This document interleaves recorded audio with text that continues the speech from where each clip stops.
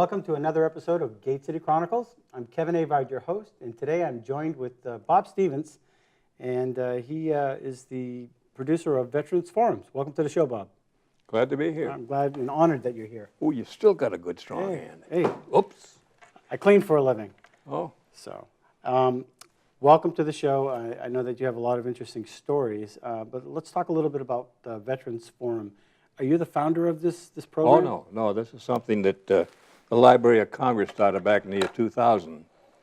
It's called the Veterans History Project, wherein they have gotten permission and have asked community-level stations and guys like me and you, if they can and will, interview any and all veterans, guys and gals in any of the wars, the World War II, Vietnam, Korea, and whatever's going on this week, if they will have the, I'll call it the honor or the courage sometimes, to explain what they did, why and how they did it, and what their life was in the service, but more important, how it's transitioned into their lives now. How did it impact them, their family, their friends, and what has carried over that's helped them become, if you will, a success. Well, starting with you, we were talking a little bit about your service, and you worked with the Seabees in the Navy. What was that like? Oh, it was fun. We were young, fuzzy-faced, didn't know diddly from squat, and anytime anything happened, we were just kind of, okay, let's go there. We volunteered. But I told you shouldn't do that, but we did, and we had a lot of good times. Now, as far as how I got into the Seabees, it was kind of a joke. Like a lot of guys, went after the Pearl Harbor bit, I'd just gotten through high school, was working down the shipyards, and I said, okay, this is nice, but this isn't where I should be. Like all the other guys, I want to be out there. So we went down to the Fargo building in South Boston and tried to volunteer for the Marines.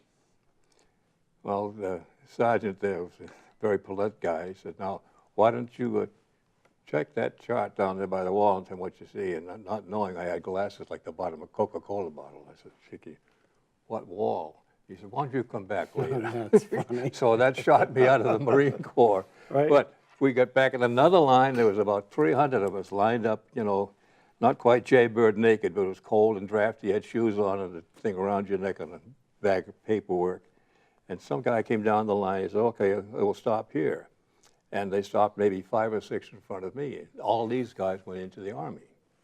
The rest of us were in different parts of the Navy. And I got up and he said, now, you went to a technical high school, young, on what's your trade? I said, well, we had a smattering of all kinds of things, but mostly building and heavy equipment. Even at my age, you had to go out and make a buck. He says, look, there's something called construction something or other, Seabees they call them, I guess. Does that sound interesting to you? I said, fine, not knowing one from the other. That was great. Mm-hmm. So that's how I got accepted, if you will, by them. And it was fun. We had a lot of experiences, like most of the guys, going from civilian life into this thing called the military. It was not scary, but it made you stop and think, all of a sudden you're now becoming a man, whether you want to be or not.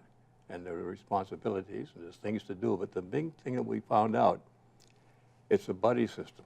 Corny as it may be, you take care of my back, I'll take care of yours. And that's the way we trained. But today, I guess it's leave nobody behind, but we didn't get in too many dog fights, if you will.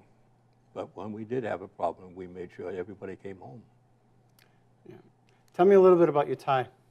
Oh, yeah, my subtle tie.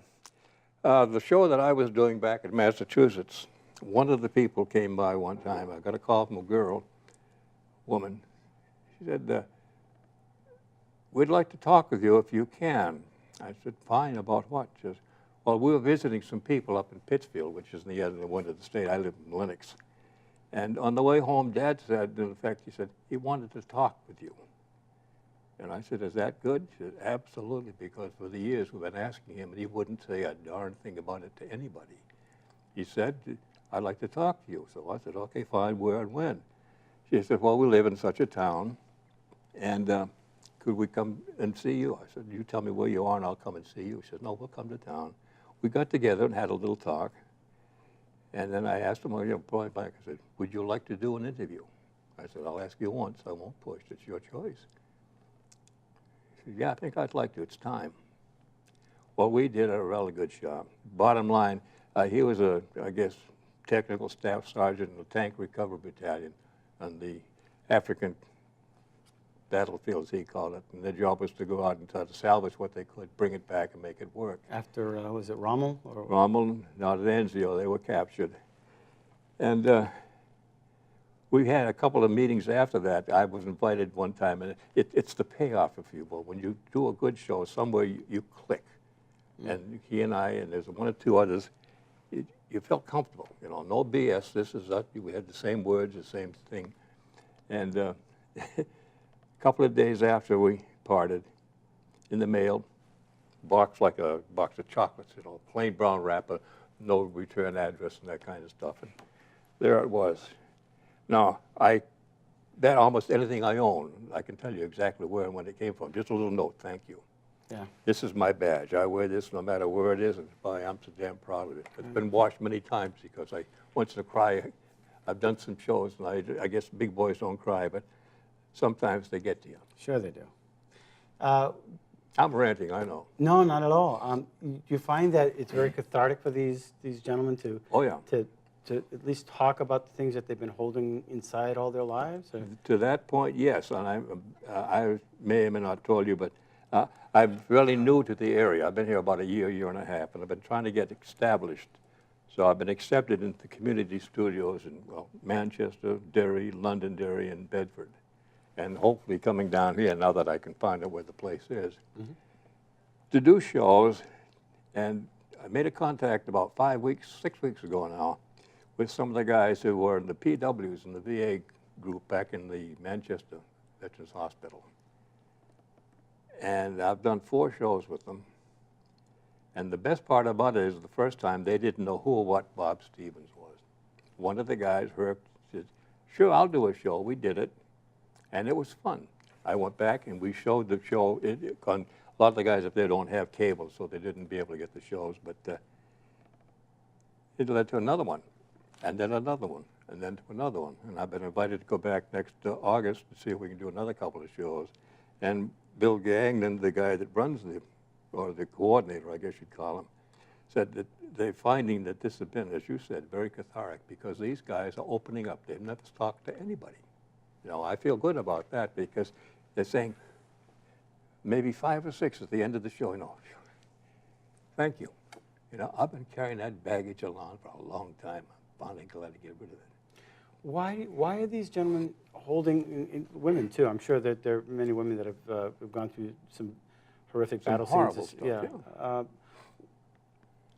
I'm sure it's a dumb question, but why are they holding on to it for so long? There is no dumb question.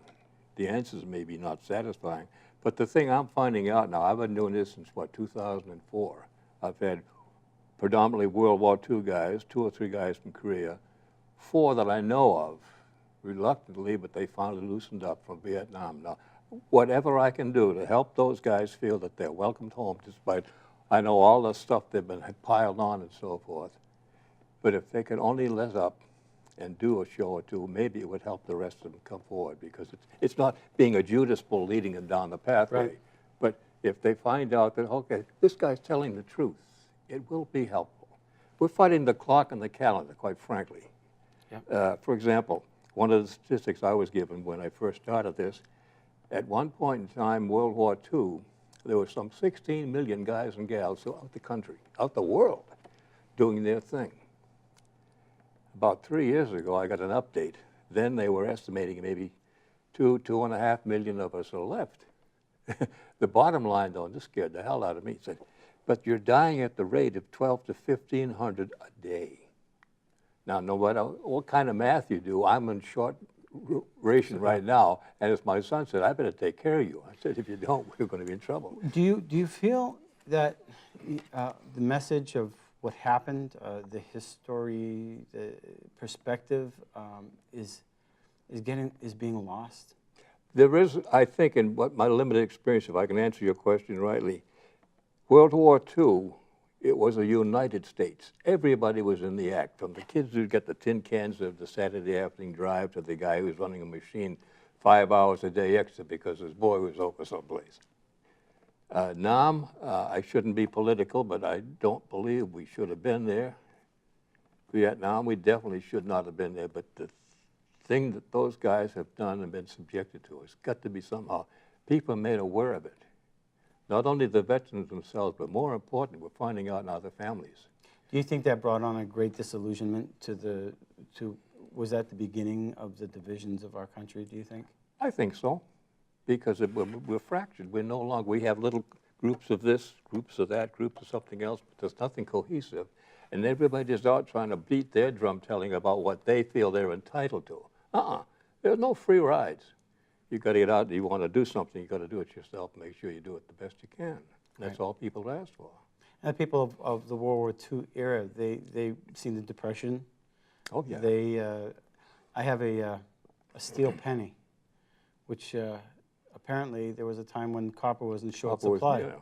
And they had to use all the copper available, so everybody got together and they turned in their pennies and they made bullets out of them. Mm-hmm. Nowadays you can't buy bullets because the government's buying them all up. I don't want to get into that. No, that's a crowd we won't talk about. No, we won't talk about that. However, as a direct result, there was the steel penny. And I happened to fall upon one, and there's a history behind that. Not the value is the fact that that steel penny represents our country totally coming together. Yep. And joining the cause to free us from fascism, from Nazism, from communism, from progressivism, if you will, in that these people wanted to dominate us. We said, no, we want to preserve our freedoms. We want to, and we came together. Right. That little penny represents that, in my mind. Oh, yeah. Good symbol. And for the life of me, I can't see us coming together on like you said, on a whole lot, because now we're fractured. We have this section, everybody's got their hand out. We have military divided, people thinking we should be in Afghanistan, not in Afghanistan. And I really don't know if our kids are getting a full, proper perspective of what made us great, what made us cohesive. Well, there's been a definite, one guy said one time, excuse me, it's almost paralleling the rise and fall of the Roman Empire, if you would. We've degraded our morals, we've compromised our capital, we've taken over all kinds of things that we have no business being in. We're not taking care of ourselves, and a lot of us are, we may be religious, but we have no professed religion anymore.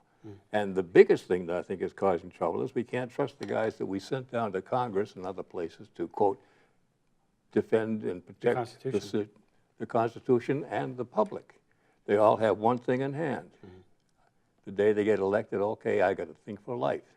That's ridiculous. All right.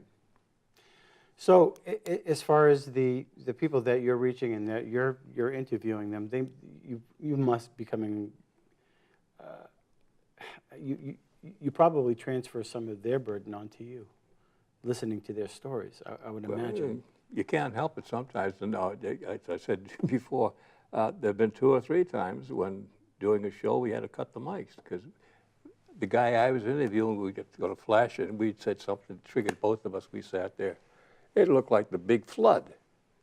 And that's when you're really getting down to bedrock, because it's not to wave the flag, it's not to make anybody better than someone, but we have to be able to demonstrate for our kids and our grandkids when they say, hey, what did you do in the war?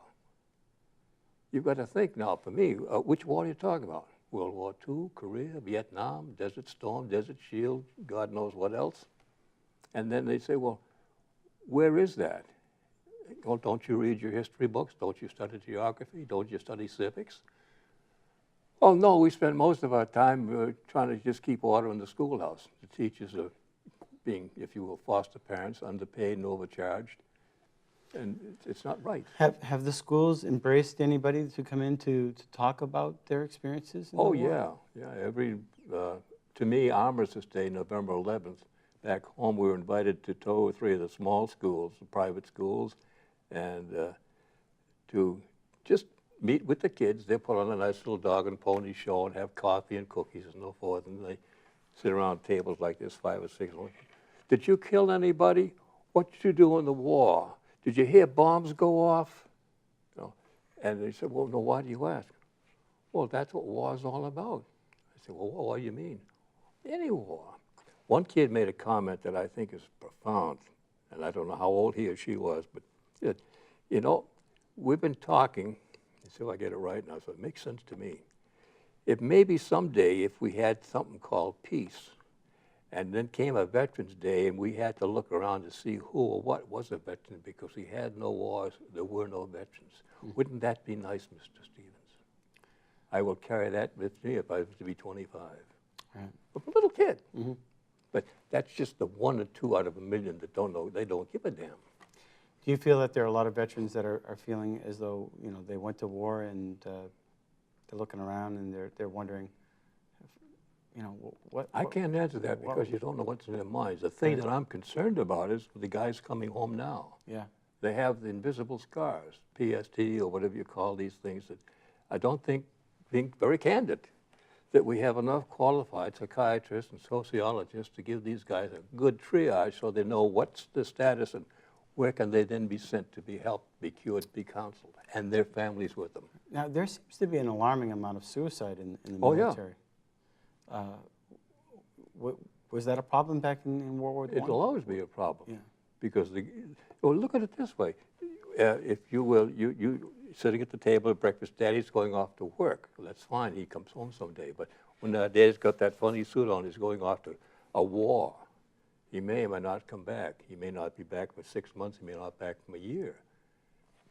That disrupts the family. The burden that the wife has to carry to keep the house, keep things going, and to finance it so that they don't go down the tubes. Right. That's unfair, but they're not getting the treatment. And then the other side of the coin, you see a bunch, if you will, other than normal people sitting back, well, I'm entitled. Gimme, gimme, gimme. They don't work for it, but they want.